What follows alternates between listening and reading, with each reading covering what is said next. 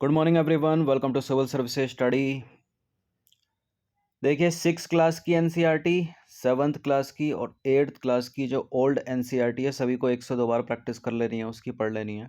ठीक है, उसके बाद 11 और 12 की एनसीईआरटी सभी को एक बार पढ़ लेनी है। ठीक है, बीच वाली एनसीईआरटी पढ़ने की ज़रूरत नहीं है क्योंकि वही चीज़ें रिपीट होती रहती हैं।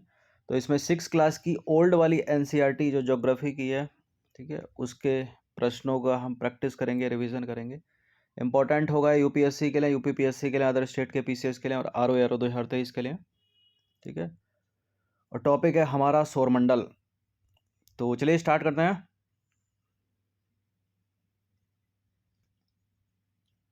तो क्वेश्चन नंबर 1 है, सारे के सारे प्रश्न मोस्ट इंपॉर्टेंट है। तो 2 स्टेटमेंट वाला ये प्रश्न है, नीचे दिए गए कथनों पर विचार करेंगे।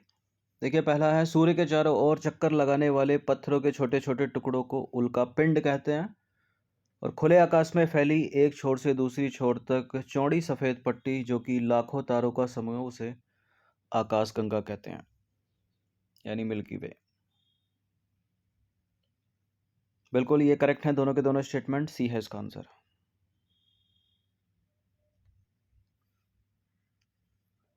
तो सूर्य के चारों ओर चक्कर लगाने वाले छोटे छोटे पत्थरों के टुकड़ों को क्या कहते हैं? उल्कापिंड कहते हैं। और खुले आकाश में एक छोर से दूसरे छोर तक फैली जो चौड़ी सफ़ेद पट्टी है जो कि एक चमकदार रास्ते की तरह दिखाई देती है और ये लाखों तारों का समूह, इसको बोलते हैं आकाशगंगा। और जो हमारा सौरमंडल है वो आकाशगंगा का ही भाग है। और प्राचीन भारत में इसकी कल्पना आकाश में प्रकाश की एक बहती नदी से की गई थी। इस प्रकार इसका नाम आकाशगंगा पड़ा और लाखों आकाशगंगाएं मिलकर क्या बनाती हैं? ब्रह्मांड का निर्माण करती हैं। क्वेश्चन नंबर 2 पर आ जाइए, सौरमंडल का निर्माण किससे मिलकर होता है? ग्रह, उपग्रह, सूर्य, उल्कापिंड। बिल्कुल, ग्रह प्लैनेट से, सैटेलाइट से, सूर्य, सन, उल्कापिंड, इन सबसे मिलकर तो होता है सौरमंडल का निर्माण। तो डी है इसका आंसर, उपरोक्त सभी। देखिए सूर्य हो गया, साथ ही 8 ग्रह हो गए, उपग्रह हो गए तथा कुछ अलग खगोलीय पिंड जैसे कि क्षुद्र ग्रह, उल्कापिंड मिलकर सौरमंडल का निर्माण करते हैं और इसे हम सौर परिवार का नाम देते हैं, जिसका मुखिया कौन होता है? सूर्य होता है। ये नंबर है, इस पर कॉल या व्हाट्सअप करके आप पीडीएफ प्राप्त कर सकते हैं। पीडीएफ मिलेगा आपको पेड टेलीग्राम ग्रुप में ही। चलिए क्वेश्चन नंबर 3 पर आ जाइए। क्वेश्चन नंबर 3 है, नीचे दिए गए कथन एवं कारण पर विचार करेंगे। ये कथन है, ये कारण है और कूट इसके अनुसार आंसर देना है। देखिए पृथ्वी से हमें चंद्रमा का केवल एक ही भाग दिखाई देता है। कारण क्या है इसका? चंद्रमा के द्वारा पृथ्वी का एक चक्कर पूरा करने में लगने वाला समय अपने अक्ष पर एक चक्कर पूरा करने में लगने वाले समय से अधिक होता है, ये कारण है। ठीक है, तो कौन सा सही है इसमें? देखिए पहला वाला तो करेक्ट है लेकिन ये कारण जो है गलत है। तो इसका आंसर हो जाएगा कथन सही है और कारण गलत है, यानी सी वाला स्टेटमेंट सही हो जाएगा।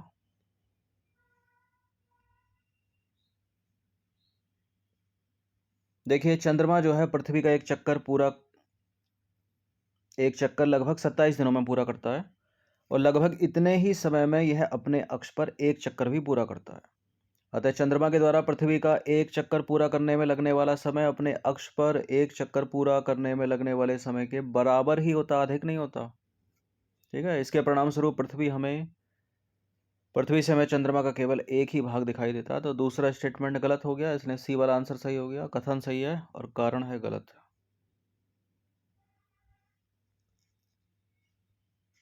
चलिए क्वेश्चन नंबर 4 पर आ जाइए। क्वेश्चन नंबर 4 है, नीचे दिए गए कथनों में से कौन सा जो है सत्य है?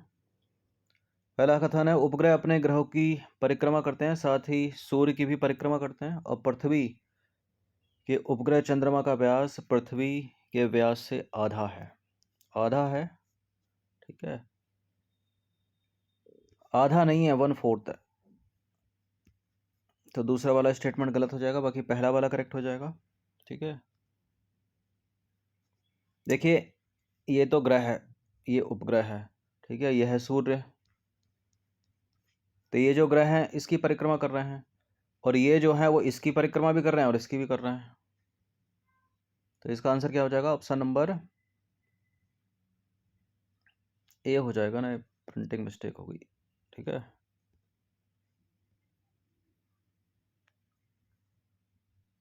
तो देखिए उपग्रह को अंग्रेजी में बोलते हैं सैटेलाइट, जिसका अर्थ होता है साथी या सहचर। और अपने नाम को सार्थक करते हुए उपग्रह अपने ग्रहों की परिक्रमा करते हुए सूर्य के इर्द गिर्द भी चक्कर लगाते हैं। और हमारी पृथ्वी के पास केवल एक ही उपग्रह है, उसका नाम है चंद्रमा। इसका व्यास पृथ्वी के व्यास का केवल 1/4 है, 1/2 नहीं है। और यह इतना बड़ा इसलिए प्रतीत होता है क्योंकि यह हमारे ग्रह से अन्य खगोलीय पिंडों की अपेक्षा नजदीक है। तो दूसरा वाला स्टेटमेंट गलत है। क्वेश्चन नंबर 5 पर आ जाइए। नीचे दिए गए ग्रहों में सबसे नजदीक जो चंद्रमा है यानी प्राकृतिक उपग्रह किसके पास है? सबसे अधिक चंद्रमा किसके पास है? देखिए कभी जुपिटर के पास थे, बृहस्पति के पास थे, लेकिन 20 नए सैटर्न के मिले हैं, शनि के मिले हैं। तो वर्तमान में शनि के पास सबसे ज्यादा उपग्रह है। तो 20 नए उपग्रहों की खोज के बाद अब शनि ग्रह के पास 82 उपग्रह हो गए हैं। शनि अब सौरमंडल का सबसे अधिक उपग्रहों वाला ग्रह हो गया है। और इसकी खोज के पहले तक सौरमंडल में सबसे अधिक ग्रह बृहस्पति के थे, उपग्रह बृहस्पति के थे 79। और शनि के खोजे गए 20 नए उपग्रह माइन्स्क्यूल हैं, जो इनका अधिकतम व्यास लगभग 5 किलोमीटर है। ठीक है, और इनका अधिकतम व्यास कितना है? 5 किलोमीटर है, लगभग 5 किलोमीटर। और शनि के 20 नए उपग्रहों में से 17 उपग्रह ग्रह के विपरीत या प्रतिगामी दिशा में परिक्रमण कर रहे हैं। इसके अतिरिक्त मंगल के पास जो है 2 और यूरेनस के पास जो है वो 27 उपग्रह हैं।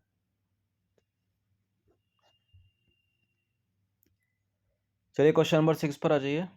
हमारे सौरमंडल में कितने ग्रहों के पास एक भी चंद्रमा नहीं है, यानी कि उपग्रह नहीं है उनके पास? तो यूरेनस के पास तो हैं 2, अभी देखा ऊपर। सैटर्न के पास सबसे ज़्यादा है, तो इन दोनों के पास तो है। बुध के पास एक भी नहीं है, मरकरी के पास एक भी नहीं है, शुक्र यानी वीनस के पास भी कुछ नहीं है। तो डी है इसका आंसर, 1 और 3। तो हमारे सौरमंडल में बुध एवं शुक्र के पास कोई भी चंद्रमा नहीं है, यानी प्राकृतिक उपग्रह नहीं है। क्वेश्चन नंबर 7 पर आ जाइए। कौन से वे 2 ग्रह हैं जिनका सौरमंडल के अन्य ग्रहों की तुलना में जो परिक्रमण काल है वो विपरीत है, विपरीत दिशा में है, यानी क्लॉकवाइज एंटी क्लॉकवाइज इसका इसमें चक्कर होगा। देखिए पृथ्वी जो है वो पश्चिम से पूर्व की ओर घूमती है। ठीक है, अधिकतर ग्रह ऐसे ही घूमते हैं। लेकिन जो शुक्र है और जो यूरेनस है वो क्लॉकवाइज घूमते हैं। ठीक है, तो सी हो जाएगा इसका आंसर, ऐसे घूमते हैं। देखिए शुक्र और यूरेनस की जो परिक्रमण दिशा है वो अन्य ग्रहों से विपरीत है। शुक्र और यूरेनस घड़ी की दिशा में घूमते हैं यानी क्लॉकवाइज, जबकि अन्य ग्रह घड़ी की दिशा के विपरीत दिशा में घूमते हैं यानी एंटी क्लॉकवाइज। और पृथ्वी भी कैसे घूमती है? पश्चिम से पूर्व की ओर घूमती है, एंटी क्लॉकवाइज। और घड़ी ऐसे चलती है। क्वेश्चन नंबर 8 पर आ जाइए। हमारे सौरमंडल का सबसे बड़ा एवं सबसे छोटा ग्रह कौन सा है? सबसे बड़ा जुपिटर है, सबसे छोटा बुध है, मरकरी। तो हमारे सौरमंडल का सबसे बड़ा ग्रह जो है बृहस्पति और छोटा है बुध। पृथ्वी के सबसे निकटतम ग्रह कौन सा है? शुक्र है। ठीक है, तो पृथ्वी के सबसे निकटतम ग्रह शुक्र है और पृथ्वी से शुक्र की दूरी है 41.4 बिलियन किलोमीटर और पृथ्वी से मंगल ग्रह की दूरी है 78.3 मिलियन किलोमीटर। तो शुक्र जबकि नज़दीक है पृथ्वी से, लेकिन मंगल दूर है, फिर भी मंगल पर जीवन की संभावनाएं खोजी जा रही हैं। ठीक है, दूर होने के कारण भी, क्योंकि शुक्र का जो दिन का तापमान है बहुत अधिक हो जाता है और रात्रि का बहुत ज़्यादा ठंडा हो जाता है। लेकिन अनुकूल परिस्थितियां मंगल के पास हैं, भले ही ये पृथ्वी से दूर है, लेकिन जीवन की संभावनाएं मंगल में ही हैं। क्वेश्चन नंबर 10 पर आ जाइए। किस ग्रह की आकृति एवं आकार लगभग पृथ्वी के ही समान है? इसका आंसर शुक्र है, वीनस। तो वीनस यानी शुक्र को पृथ्वी ग्रह की जुड़वा बहन, ठीक है, या जुड़वा ग्रह मानते हैं, क्योंकि इसका आकार और आकृति लगभग पृथ्वी के ही समान है। क्वेश्चन नंबर 11 पर आ जाइए। सौरमंडल के ग्रह जो सूर्य का चक्कर लगाते हैं उनके रास्ते किस आकार में फैले हैं? वृत्ताकार, दीर्घ वृत्ताकार, लघु वृत्ताकार, निश्चित नहीं है। इसका आंसर ऑप्शन नंबर बी, दीर्घ वृत्ताकार। सौरमंडल के सभी जो 8 ग्रह हैं एक निश्चित पथ पर सूर्य का चक्कर लगाते हैं और ये रास्ते दीर्घ वृत्ताकार में फैले हुए हैं। ये क्या कहलाते हैं? कक्षा, ऑर्बिट। क्वेश्चन नंबर 12 पर आ जाइए। नीचे दिए गए कथनों में से कौन सा कथन जो है सत्य है? पहला स्टेटमेंट है सूर्य का जो खिंचाव बल है वो सौरमंडल को बांधे रखता है और सूर्य जो है सौरमंडल के लिए प्रकाश और ऊष्मा का एकमात्र स्रोत है। देखिए, किसी भी ग्रह का जो सौरमंडल में 8 ग्रह, किसी भी ग्रह का खुद का कोई भी प्रकाश नहीं है, ठीक है। वो सूर्य के प्रकाश से ही ऊष्मा प्राप्त करते हैं और प्रकाश को जो है परावर्तित करते हैं। तो दूसरा वाला स्टेटमेंट सही है, पहला भी सही है, दोनों के दोनों करेक्ट हैं। सी है इसका आंसर। तो सूर्य सौरमंडल के केंद्र में स्थित है और यह बहुत बड़ा है, अत्यधिक गर्म गैसों से बना है। इसका जो खिंचाव बल है वो सौरमंडल को बांधे रखता है और सूर्य सौरमंडल के लिए प्रकाश एवं ऊष्मा का एकमात्र स्रोत है। देखिए, हम सूर्य के अत्यधिक तेज ऊष्मा को महसूस नहीं करते क्योंकि यह पृथ्वी के सबसे नज़दीक तारा होने के बावजूद हमसे लगभग 15 करोड़ किलोमीटर दूर है तथा सूर्य के प्रकाश को पृथ्वी पर पहुंचने में लगभग 8 मिनट का समय लगता है। क्वेश्चन नंबर 13 पर अजय निम्नलिखित में से कौन से खगोलीय पिंड है? सूर्य, पृथ्वी, चंद्रमा, उल्का पिंड। चंद्रमा खगोलीय पिंड है, सूर्य भी खगोलीय पिंड है, पृथ्वी भी, उल्का पिंड भी, सारे के सारे खगोलीय पिंड हैं। डी है इसका आंसर। तो सूर्य हो गया, चंद्रमा हो गया, पृथ्वी हो गई, उल्का पिंड तथा वे सभी वस्तुएं जो रात के समय आसमान में चमकती हैं खगोलीय पिंड कहलाती हैं। क्वेश्चन नंबर 14 पर अजय नीचे दिए गए कथनों में से कौन सा कथन सत्य है? पहला कथन है अंतरिक्ष से देखने पर पृथ्वी हरे रंग की दिखाई देती है। पृथ्वी का हरा रंग हमें यहाँ के वनों के कारण दिखाई देता है। देखिए, अंतरिक्ष से देखने पर पृथ्वी हरे नहीं बल्कि नीले रंग की दिखाई देती है क्योंकि 70% से अधिक पानी है, ठीक है। तो दूसरा वाला भी गलत है, तो इसका आंसर हो जाएगा डी, कोई भी सही नहीं है। तो अंतरिक्ष से देखने पर पृथ्वी जो है वो नीले रंग की दिखाई देती है, हरे रंग की नहीं, क्योंकि पृथ्वी की 2/3 सतह पानी से ढकी हुई है, इसलिए इसको नीला ग्रह बोलते हैं, ब्लू प्लैनेट, ना कि ग्रीन प्लैनेट। क्वेश्चन नंबर 15 पर आ जाइए। हमारे सौरमंडल में सूर्य से सबसे दूर कौन सा ग्रह है? सूर्य से सबसे नजदीक बुध है, सबसे दूर है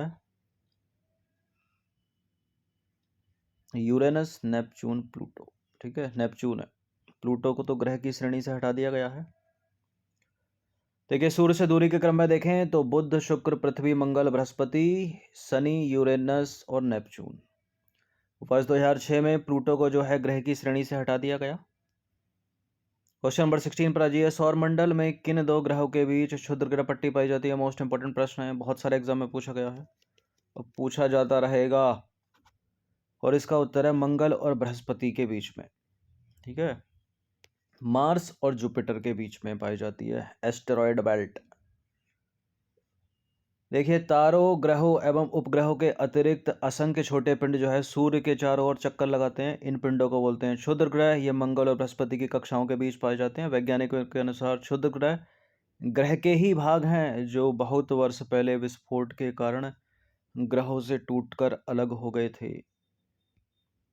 क्वेश्चन नंबर 17 पर अजिए नीचे दिए गए कथन और कारण वाला ये सवाल है। ये कथन है, ये कारण है, व्याख्या करेगा, स्पष्टीकरण होगा तो ये होगा, दोनों सही होंगे, व्याख्या नहीं करेगा तो ये होगा। सही गलत होगा तो आंसर इनमें से दिया जाएगा। इसको एक फ्रेम में ले लेते हैं पूरे। चलिए, देखिए, बुध का सूर्य के चारों ओर परिक्रमण काल और सौर मंडल के सभी ग्रहों में जो परिक्रमण काल है सौर मंडल के सभी ग्रहों में सबसे कम है।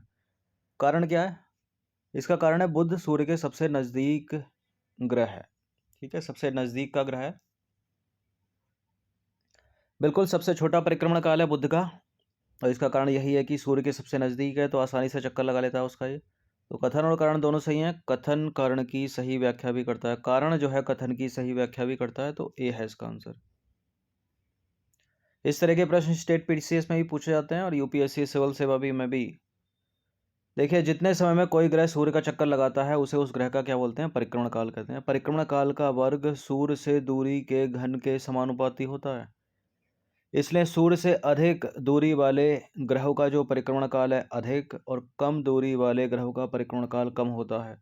जो बुध ग्रह है उसका परिक्रमण काल सबसे कम, यानी कितने दिन है, 88 दिन में एक पूरा चक्कर कर लेता है वो सूर्य का, क्योंकि बुध सौर मंडल में सूर्य के सबसे नजदीक ग्रह है। एक सवाल ये भी इंपॉर्टेंट है, नीचे दिए गए ग्रहों में से कौन से जो ग्रह हैं वो बाह्य ग्रह हैं, यानी आउटर प्लैनेट कौन से, इनर प्लैनेट कौन से, ये भी पूछ लेता है। तो बृहस्पति यानी जुपिटर, शनि यानी सैटर्न, नेपच्यून, यूरेनस, ये चारों के चारों जो है गैसीय प्लैनेट है, आउटर प्लैनेट है। बाह्य ग्रह इनको बोलते हैं। देखिए बाह्य ग्रह जो है सूर्य से बहुत दूर हैं तथा बहुत बड़े आकार के हैं। ये गैस और तरल पदार्थों से बने हैं। बृहस्पति, शनि, यूरेनस, नेपच्यून, इनको बाह्य ग्रह बोलते हैं, आउटर प्लैनेट बोलते हैं। अच्छा, इनर प्लैनेट किन किन को बोलते हैं, अगर प्रश्न ये आ जाए तो बुध, मंगल, शुक्र और बृहस्पति, इनको इनर प्लैनेट बोलते हैं। तो इसका आंसर हो जाएगा ऑप्शन नंबर डी।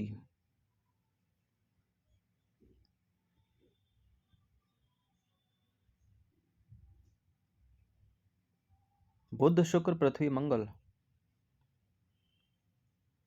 कुछ प्रिंटिंग मिस्टेक यहाँ हो गई है, ठीक है। 1 2 3 वाला होगा क्योंकि ये तो आउटर प्लैनेट हो गया। तो इसका आंसर हो जाएगा 1 2 3, ऑप्शन नंबर बी है, ठीक है, ऑप्शन नंबर बी, ठीक है। देखिए वे ग्रह जो सूर्य के नज़दीक हैं और चट्टानों से बने हैं आंतरिक ग्रह कहलाते हैं, ठीक है, आंतरिक ग्रह, इनर प्लैनेट। बुध हो गया, शुक्र हो गया, पृथ्वी और मंगल, ये जो है इनर प्लैनेट है, आंतरिक ग्रह। चलिए क्वेश्चन नंबर अब आ जाइए 20 पर। क्वेश्चन नंबर 20 है, सूर्य से बढ़ती दूरी के आधार पर ग्रहों का सही अनुक्रम। ये तो ऊपर भी देख लिया हमने। तो सबसे पहले आएगा बुध, उसके बाद आ जाएगा शुक्र यानी मरकरी, वीनस, अर्थ और मार्स। डी है इसका आंसर। तो सूर्य से दूरी के क्रम में जो सही क्रम है ये इंपॉर्टेंट है, बुध, शुक्र, पृथ्वी, मंगल, बृहस्पति, ठीक है। ये चारों इनर प्लैनेट हो गए और यहाँ से बृहस्पति, शनि, यूरेनस और नेपच्यून ये आउटर प्लैनेट हो गए, ठीक है, गैसीय ग्रह। क्वेश्चन नंबर 21 पर आ जाइए।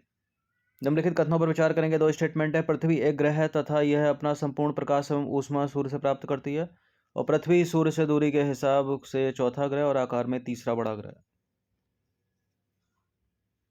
अभी तो ऊपर देखा था क्रम, ठीक है, पहला वाला करेक्ट है, दूसरा वाला इनकरेक्ट है।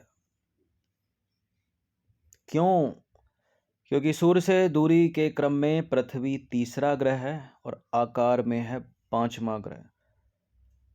बाकी पृथ्वी जिस पर हम रहते हैं एक ग्रह है, यह अपना संपूर्ण प्रकाश और ऊष्मा सूर्य से प्राप्त करती है, और सूर्य जो कि पृथ्वी के सबसे नज़दीक का तारा है, पृथ्वी को बहुत अधिक दूरी से देखने पर यह चंद्रमा की तरह चमकती हुई प्रतीत होती है। क्वेश्चन नंबर 22 पर आ जाइए। अंतरिक्ष से संबंधित अर्शा मेजर या बिग बियर का संबंध किससे है? इनमें से बिग बियर या अर्शा मेजर का संबंध है कॉन्स्टेलेशन यानी नक्षत्र मंडल से। देखिए अर्शा मेजर या बिग बियर एक प्रकार का नक्षत्र मंडल है। नक्षत्र मंडल को कॉन्स्टेलेशन बोलते हैं। बहुत आसानी से पहचान में आने वाले नक्षत्र मंडल सप्तऋषि नक्षत्र मंडल अर्शा मेजर का भाग है। सप्तऋषि यानी 7 तारों का समूह। क्वेश्चन नंबर 23 पर आ जाइए। तारों के विभिन्न समूह के द्वारा बनाई गई विभिन्न आकृतियां क्या कहलाती हैं? ये नक्षत्र मंडल ही कहलाती हैं, कॉन्स्टेलेशन। तो रात्रि में आसमान की ओर देखते समय तारों के विभिन्न समूह के द्वारा बनाई गई आकृतियां दिखाई देती हैं, इनको बोलते हैं नक्षत्र मंडल। क्वेश्चन नंबर 20 पर आ जाइए। किन खगोलीय पिंडों को तारा कहते हैं? तारा किसको बोलेंगे? स्टार क्या है? स्टार के आकार में बड़े होते हैं, बड़े तो होते हैं ये, लेकिन सबसे अच्छा उत्तर इसमें क्या होगा? जिनके पास अपनी ऊष्मा एवं प्रकाश नहीं होता, जो अपने अक्ष में घूमते हुए दूसरे पिंडों की परिक्रमा करते हैं, ये तो उपग्रह करते हैं। देखिए जिनके पास अपनी ऊष्मा और प्रकाश होता है वही तारा है, सूर्य एक तारा है। तो कुछ खगोलीय पिंड जो है बड़े आकार के एवं गर्म होते हैं, ये गैसों से बने होते हैं। इनके पास अपनी ऊष्मा तथा प्रकाश होता है जिनको वे बड़ी मात्रा में उत्सर्जित करते हैं। इन खगोलीय पिंडों को तारा कहते हैं। सूर्य भी एक तारा है। एक इम्पॉर्टेंट नोट है कि हमारे सौरमंडल में किसी भी ग्रह का कोई अपना प्रकाश या ऊष्मा नहीं है। सभी जो ग्रह हैं सौर मंडल के वो सूर्य से ही प्रकाश प्राप्त करते हैं और चमकते हैं और रोशनी को परावर्तित करते हैं और ऊष्मा प्राप्त करते हैं। ठीक है, पृथ्वी का अपना कोई प्रकाश नहीं है, वो सूर्य के प्रकाश से जो है ऊष्मा प्राप्त करती है, चमकती है और परावर्तित करती है। ये क्वेश्चन नंबर 24 था ये। ठीक है, 20 लिख दिया यहाँ। तो ये 6 क्लास की ओल्ड एनसीईआरटी, ठीक है, हमारा सौरमंडल टॉपिक का नाम है। और मोस्ट इम्पॉर्टेंट 24 ये क्वेश्चन है, इसके अलावा नहीं बनेगा क्वेश्चन। ठीक है, सौरमंडल से या सौर परिवार से। और इसमें कई प्रश्न ऐसे हैं जो पूछे ही जाते हैं एग्जाम में, तो इनकी प्रैक्टिस आप कर सकते हो। इम्पोर्टेंट है हर स्टेट के पीसीएस के लिए, यूपीएससी के लिए, यूपीपीएससी के लिए। चलिए, धन्यवाद।